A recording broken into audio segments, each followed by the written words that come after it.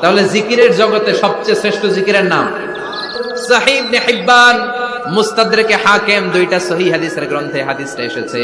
সাইয়েদনা আবু সাঈদ আল খুদরি হাদিসের বর্ণনাকারী বিশ্বনবী বললেন, মুসা আলাইহিস সালাম আল্লাহর ডেকে বললেন, আল্লাহ আল্লিমনি কালিমাতান আদউ বিহা, ও আল্লাহ এমন একটা স্পেশাল জিকির আপনি আমারে শিক্ষা দেন, এই জিকির দিয়ে আমি আপনারে ডাকবো, এই জিকিরটা জানবে শুধু আমি আর জানবেন আপনি, দুনিয়ার কেউ জানবে না।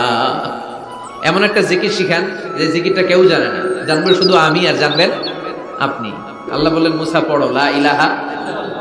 মুসা আলাইহিস সালাম বললেন, আল্লাহ জিজ্ঞেস করলাম কি আর কইলেন কি? লা ইলাহা ইল্লাল্লাহ এটা তো জাতীয় জিকির, কথা কন, এটা তো ইন্টারন্যাশনাল জিকির, এটা তো সবাই পারে। আমি তো চাইছি এমন একটা এক্সক্লুসিভ যেটা আপনি আর আমি ছাড়া কেউ জানে না, শুধু জানবেন আপনি আর আমি। আল্লাহ বললেন, মুসা এর চাইতে শ্রেষ্ঠ জিকির আমার কাছে নাই। তাহলে জিকিরের জগতে সবচেয়ে শ্রেষ্ঠ জিকিরের নাম